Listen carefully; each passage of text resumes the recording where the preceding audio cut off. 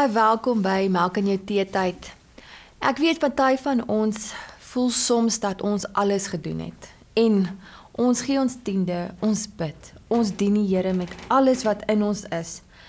Maar dit is asof die deurbraak net nie wil gebeur nie. En ek is baie opgewonde oor vandag se program, want ek glo dat die Here hierdie op ons pad gestuur het om vir julle 'n antwoord te bring en 'n deurbraak te gee. En net te besef, miskien is daar iets anders wat nodig is om gedoen te word, sodat jy daardie deurbraak kan kry. Maar Mariska, is baie keer taai as jy weet jy's 'n kind van die Here en jy het nou al alles gedoen, want dit gebeur, jy bly sukkel, jy bly siek of daar's dalk die verhoudingswerk net nie.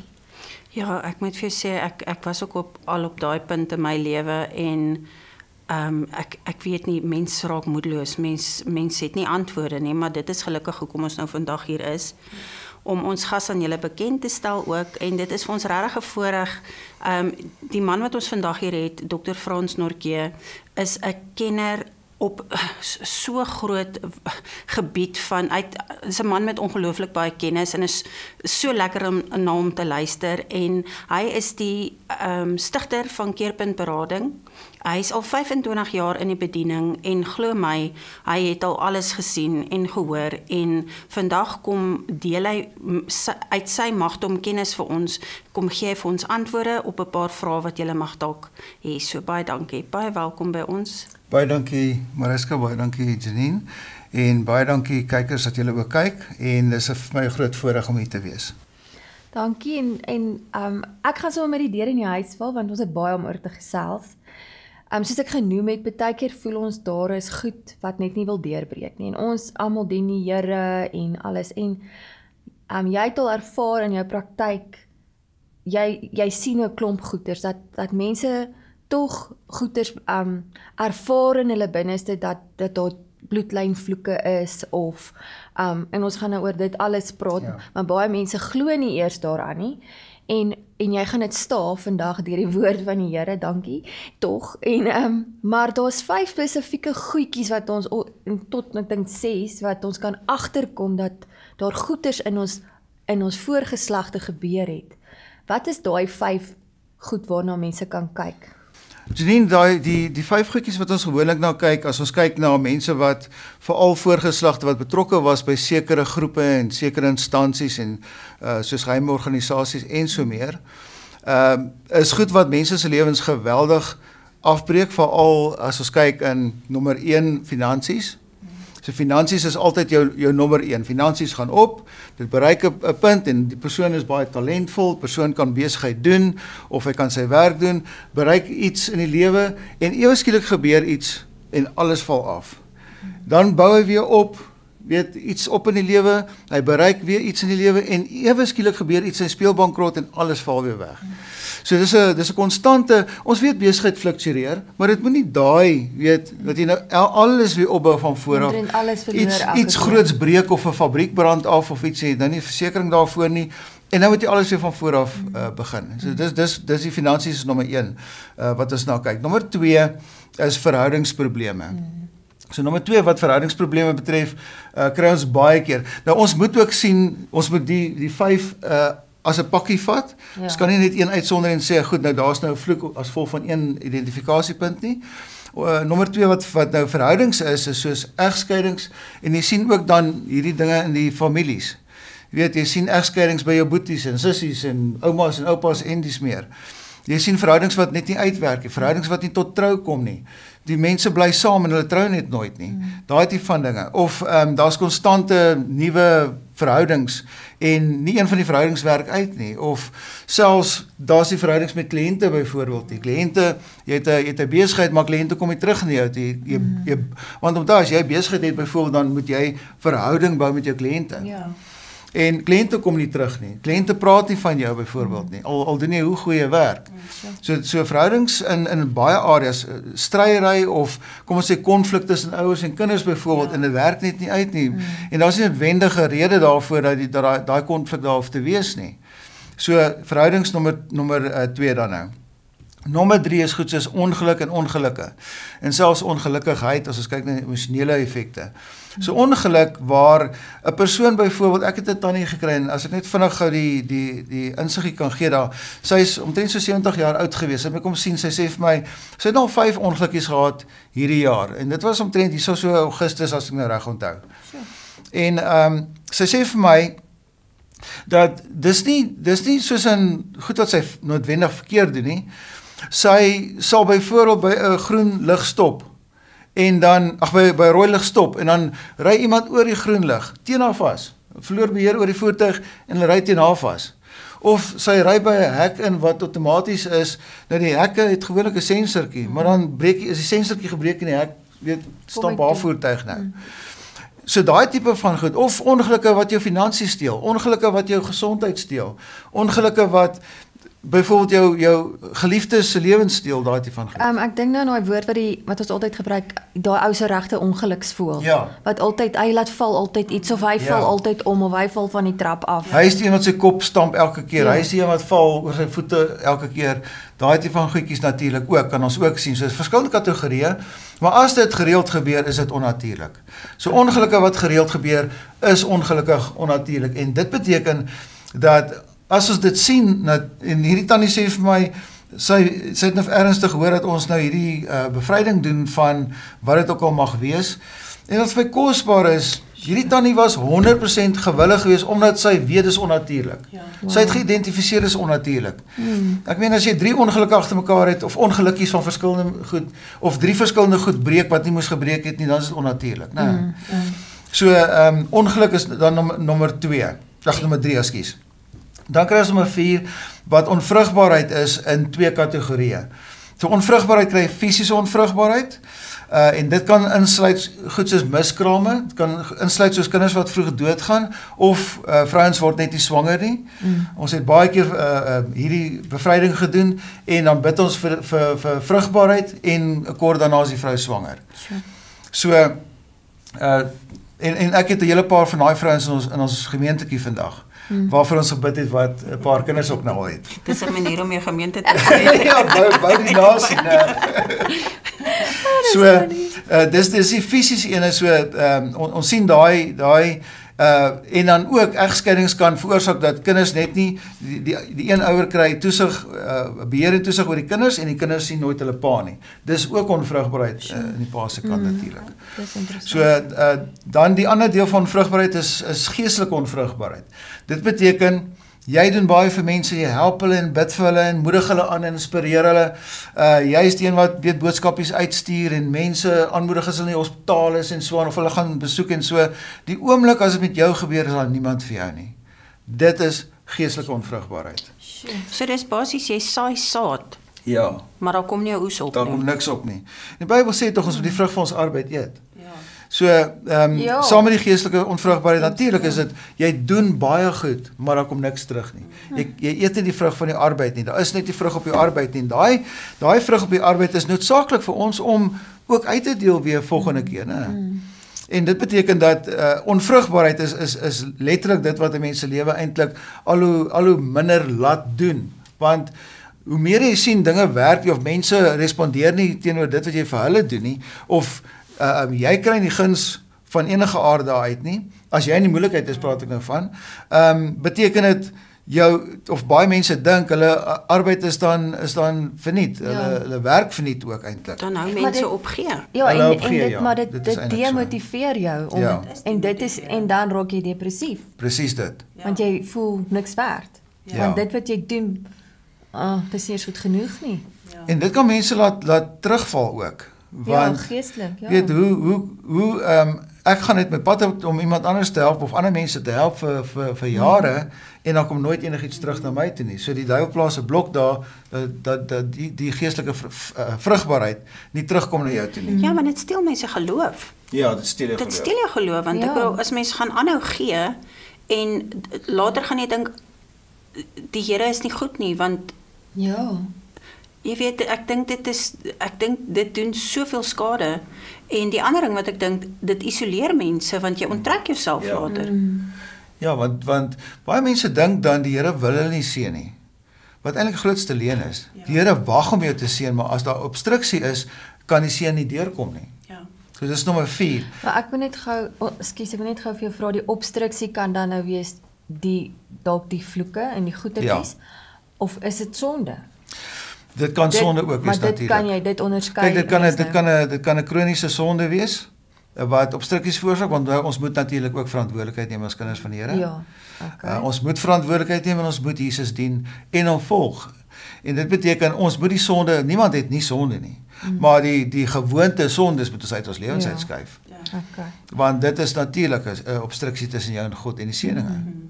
So net so die sondes van die vorige geslagte, as hulle nie daarmee gedeel het nie, kom dit uiteraard 'n invloed op die kinders. En as wat jy bedoel met deel is, beteken eintlik namens hulle in die gaping gaan en sê jy vra vergifnis vir dit wat hulle verkeerd gedoen het. Dis ek reg. Of kan mense ek het die gebed, as ons kyk na die instansies wat ons kom ons sê die vloeke afsny, dan is een gedeelte van die gebed om namens hulle vergifnis te vra. Okay. Want ons wil net seker maak dat daar niks in die pad staan nie, weet. En gewoonlik as ons daai gebed doen, dan gebeur daar nogal redelike interessante goed met daai mense. Okay.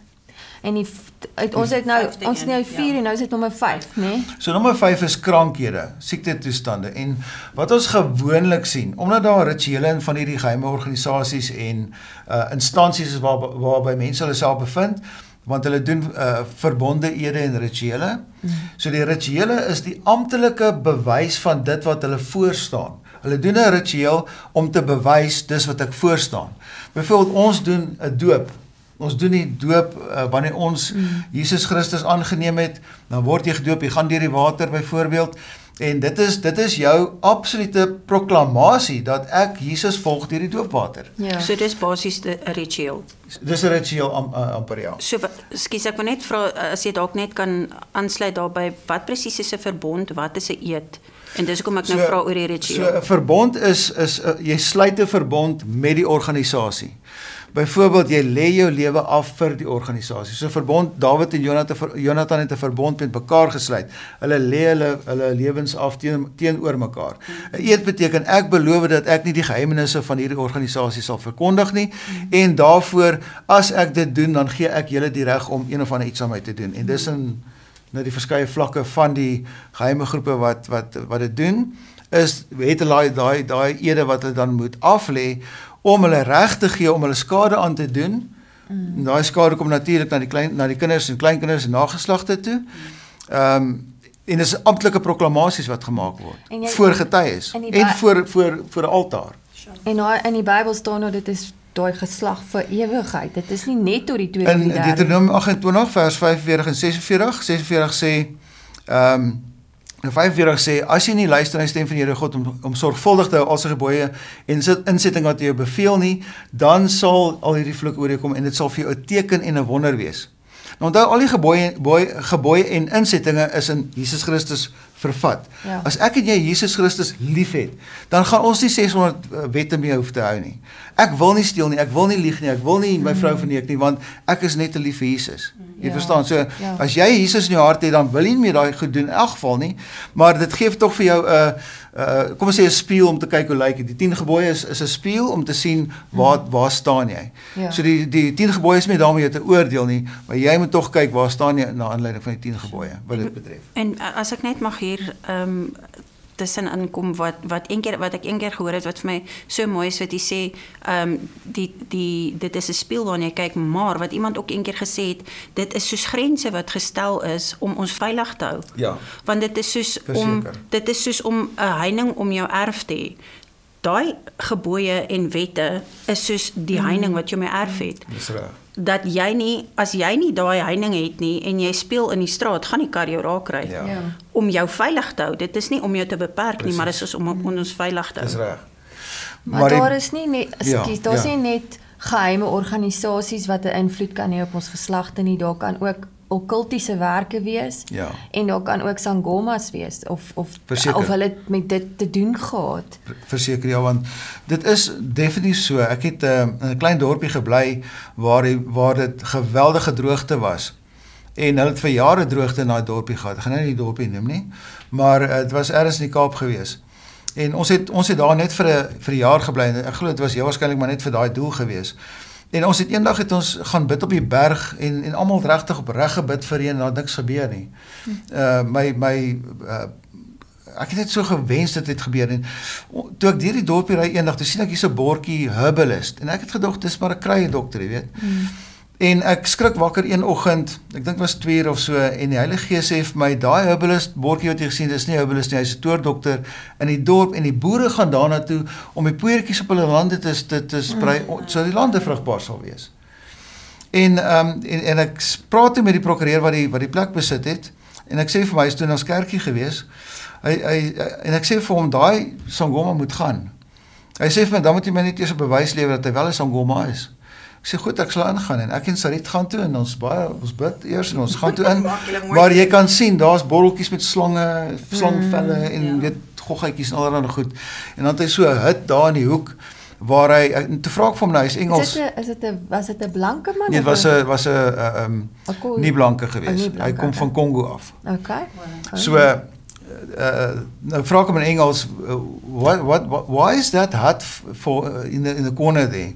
I say, no, we conjure the good spirits to come out and help the people and we send the bad spirits back in. Nou dan weet jy mos nou. En hy het nou iets op die kontrak gekry wat hy die ou toe kon uitsit, dis nou lang storie kort. Ek en Sarit sit by die N2, by daai dorpie, is daar 2 garages, die een is 'n Celtics, een is 'n Engine.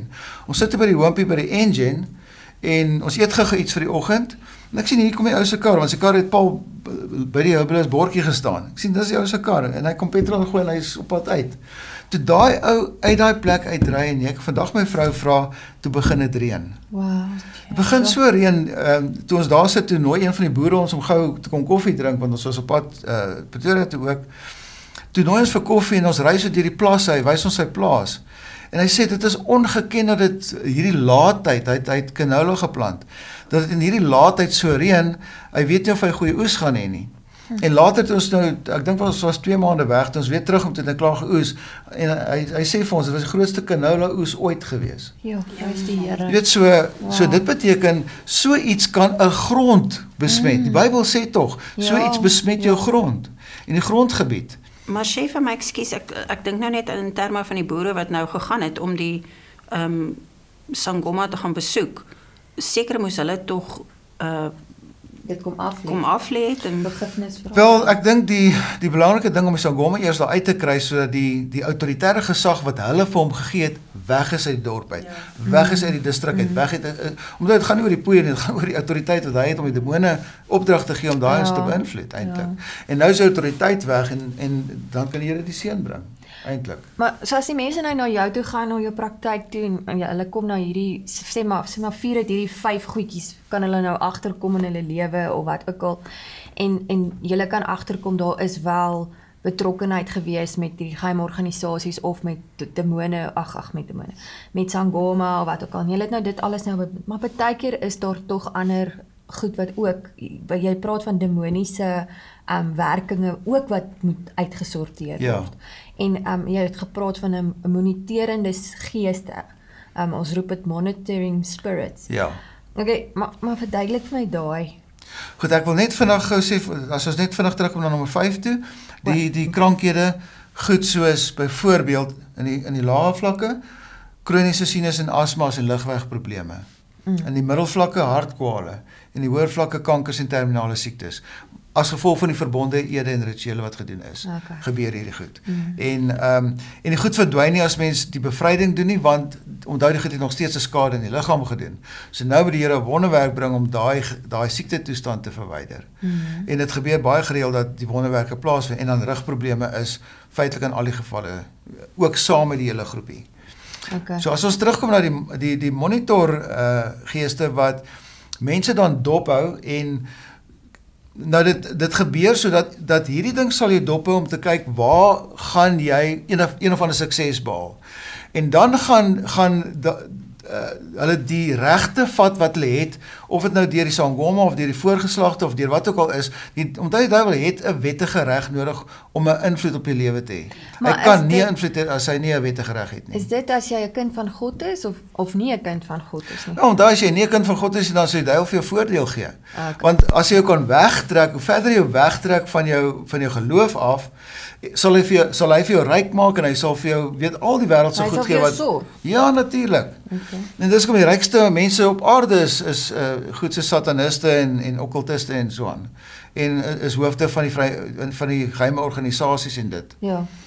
En dit is die rede hoekom daar's 'n skriffie, ek kan nie onthou wat ene is of waar presies is dit nie, maar waar Jesus deur die woestyn gegaan het 40 dae mos, en waar hy vir die duiwel elke keer skrif gegee het, en op die laaste dag, toe vat die duiwel hom op 'n hoë berg en hy wys hom in 'n visioen, al die koninkryke van die wêreld.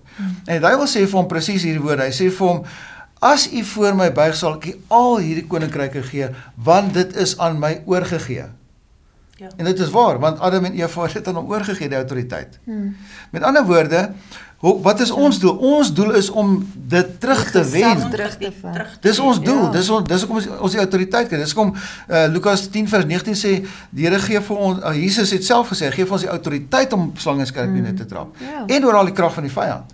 En dan, as ons dit gedoen het, as ons klaar hierdie bevryding gedoen het, sal niks ons verder skade doen nie. Die laaste deeltjie van daai vers. Ja.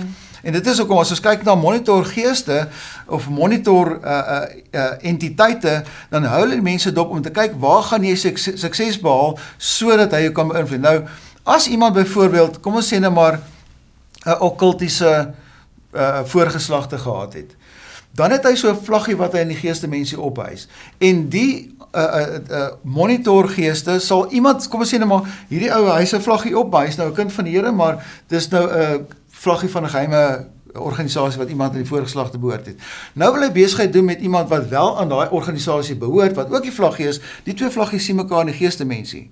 Want daai monitorgees sê vir daai persoon, jy kan nie vir hierdie persoon die kontrak gee nie, want hy is iemand wat die koninkryk wil skade aan doen. Die koninkryk van Satan wil skade aan doen. So jy sny hom af van daai kontrak. Jy het die beste prys, jy het die beste werk, goeie diens, alles. Jy word afgesny van daai besigheid af net daarso. Ja, want hy het sy verbond verbreek. Ja, hy het sy verbond verbreek want hy's nou behoort nou in die koninkryk van God. Presies. So nou mag jy nie met hom besigheid doen nie. Ja.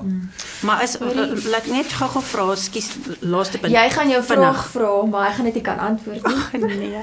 So wil jy jou vraag hou of wil jy hom vra dan laat ons hulle ook wonder. Die kykers. Wel, ek het gedink miskien kan hy net sê ja of nee. Okay, vra jy. Is 'n monetêre gees dieselfde as 'n familiêre gees? Dit kan 'n familiêre gees wees, maar is nie altyd een nie. Dit kan wat ons noem 'n wat noem hulle dit 'n guiding spirit wees. Okay. Soos in die okkultiese wêreld kry hulle 'n guiding spirit, hy het ook 'n naam, 'n spesifieke naam, en hy kan die monitor spirit wees. Nou kom hulle en hulle dien die Here, maar die guiding spirit is nog altyd saam met hulle. So ek het 'n paar ek wil nou nie die groepe noem nie, maar ek het 'n paar in die okkultiese wêreld, die ernstige okkultiese wêreld gekry wat nog steeds, tensy die een vroukie was 6 jaar al 'n kind van die Here, waar die guiding spirit nog steeds saam met haar was. Ja. En baie ernstig gemanifesteer toe ons die guiding spirit aangespreek toe die Heilige Gees hom uitwys. So hy is ook die ding wat dan die monitorwerk doen. En natuurlik as van die dinge wat hulle doen, omdat hulle goed drink en eet en weet sekere gebare en so doen, kom daar wat ons noem 'n geestelike implanting in hulle, 'n spiritual implant, geestelike implanting in hulle. Okay, op daai noot. Ja, maar nou het ek nog meer vrae. Want ek het ook nou vrae, maar tot volgende keer gaan ons daai vrae vir julle volgende week beantwoord. Totsiens. The long-awaited Embraced by Grace Guide, Volume 1 is finally available. This foundational volume is packed with biblical truth in a way that is easy to read and understand. The beautiful illustrations throughout the book makes it fun and easy to read, even for those who are not avid readers. This first book of 3 volumes contains chapters that every believer needs to grasp, like the supernatural realm, salvation, baptism, body, soul and spirit, Father, heart of God, prayer, praise and worship, and into the Word. This book is a valuable evangelical tool and makes for a great gift. The first volume is available for the low price of 200 Rand, postage excluded. Please use the details on screen to place your order.